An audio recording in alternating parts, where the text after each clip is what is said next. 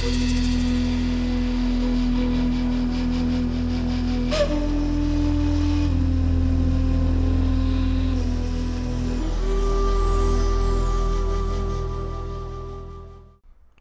guys. It's Jabari here, and I just wanted to bring to you guys yet another radio interview. I promise you, this is a really good one. It's worth the watch, and it's just a complete dissection of the motives behind the Black Hebrew Israelites and just their overall drives of why they want to disconnect themselves from the actual African history.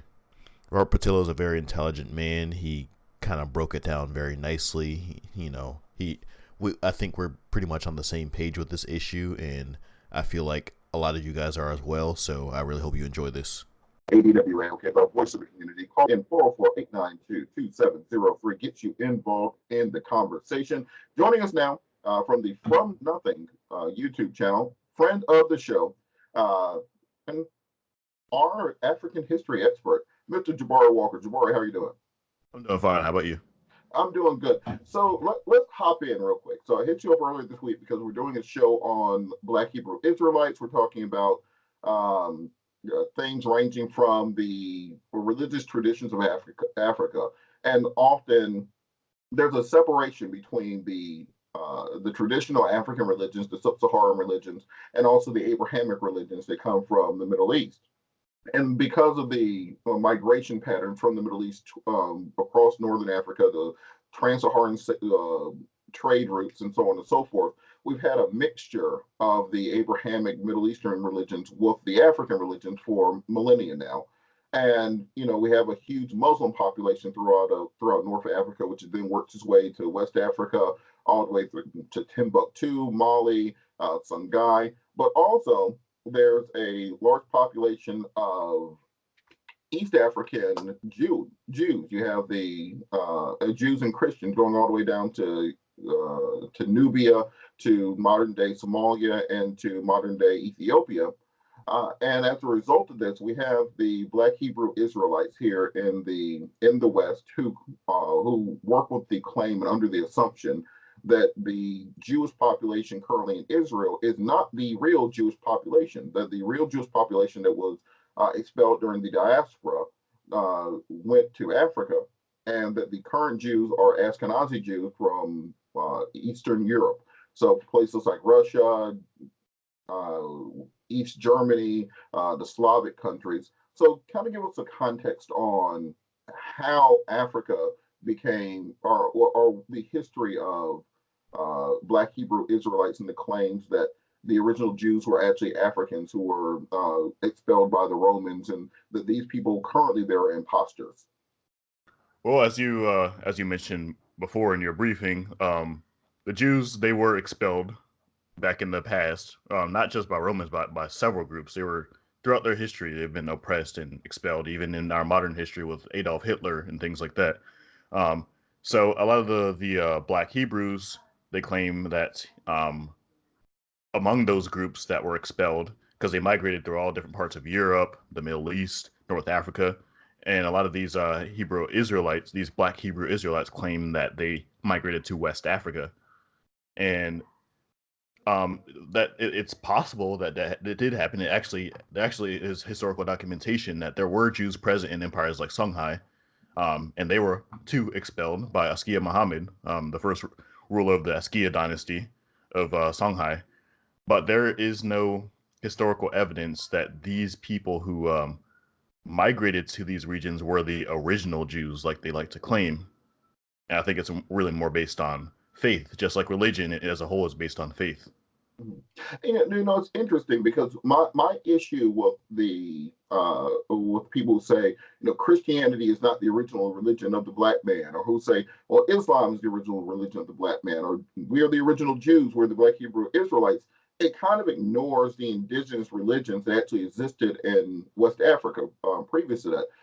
You can kind of touch on that, kind of the animism, the spirit worship, the sun worship that existed in West Africa, and why we don't talk more about that instead of kind of attaching ourselves to many of the Middle Eastern religions.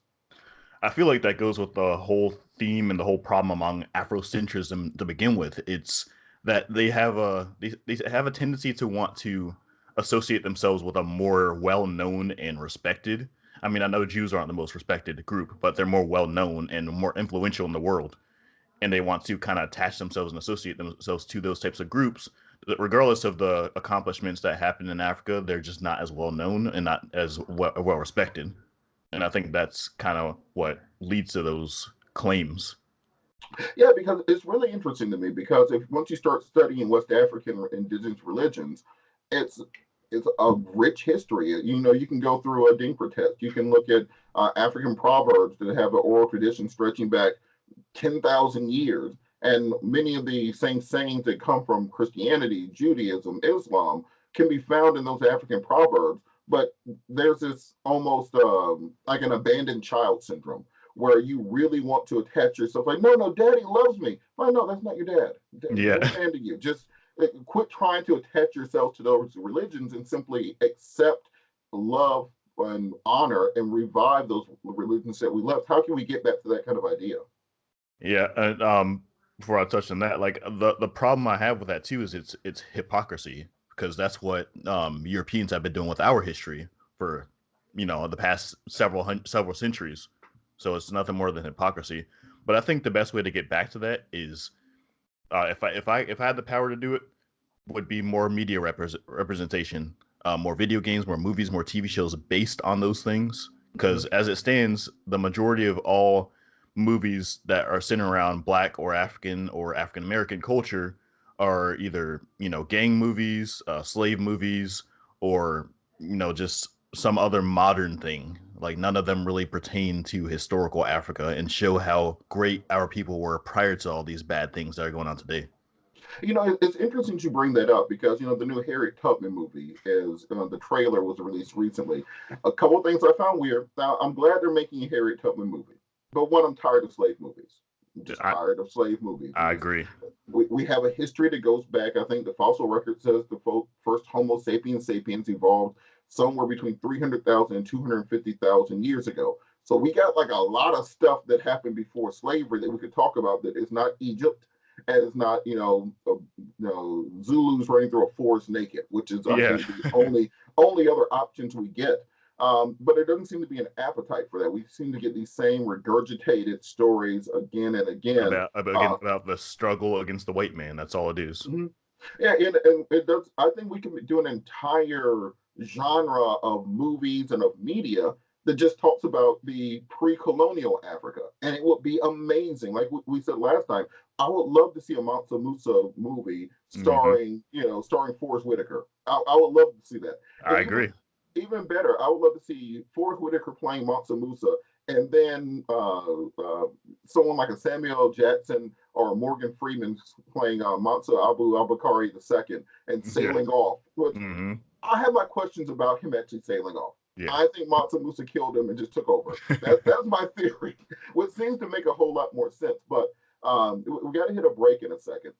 But one thing I wanted to hit after the break is just kind of building up that level of respect for our own religious traditions and kind of talking about some of those religious traditions as opposed to glomming on to Islam, glomming on to Christianity, glomming on to Judaism, because those are Abrahamic religions. Those are some of the first monotheistic traditions that arose in the Middle East. However, that's their stuff. We don't have to be Egyptian. We don't have to be Middle Eastern. We don't have to be, Sasanian or Persian or Zoroastrian or anything else. We got our own thing going on. So we're going to talk about that after the break. Call in 404-892-2703. News and Talk 1380 WAOK. Welcome back. News and Talk 1380 WAOK, the voice of the community. Call in 404-892-2703. Get you involved in the conversation. Still here with Jabari Walker from the From Nothing YouTube channel. Before we hop back in, tell people really quick. I want to get your subscribers up. I want you making that white boy YouTube money. Get you on that PewDiePie level. Uh, Tell people about your social media, also the From Nothing website, and some of the things you got you doing. Okay, well, you could find my website at fromnothing.info. You can find links to my videos, sources, references, things of that nature on that website as well. You can also find me on Twitter at the Empire FN, and then on Facebook, the Empire from Nothing. And Jabbar, you're a young cat. How'd you get into this? Honestly, I've always liked history. I've liked, historical movies, video games, all that, anything of that nature. And I just one day it just hit me like I saw just about every culture represented, from Disney movies to video games to everything, except for Africa. So I just, out of sheer curiosity, I looked into it and I was like, why do I not see this stuff? This is awesome. Why don't I ever see this anywhere? Yeah, what kind of got me into when I was in college, on the Clark Atlanta University. So we would go over to the West End, and in the West End in Atlanta, you got Black Hebrew Israelites, you got Black Panthers, you got Nation of Islam, you got the Soul Vegetarian over there, where you could like learn all kinds of stuff. You got the Shrine of the Black Madonna. It's like was a great Afrocentric cultural center where you could just, in addition to your scholastic learning, over in college where you're paying hundreds of thousands of dollars to learn things, you could just like sit at the foot of elders and learn things Mm, and open your eyes up. And often, your inspiration is your aspiration. You don't know what you don't know. You don't know to look into things until somebody opens that door for you to look into it. And that's why I kind of like your YouTube channel, because kind of like you were saying, um, I like to say I like watch historical videos on YouTube. So I was learning about Descartes and Kant and Rousseau and Hobbes and Locke, and just on the playlist, one of your videos popped up, and I'm like, oh dang, someone actually talking about Africa, cool. And so I think it's really important for us to open this up to another generation, because historically we are a oral tradition civilization.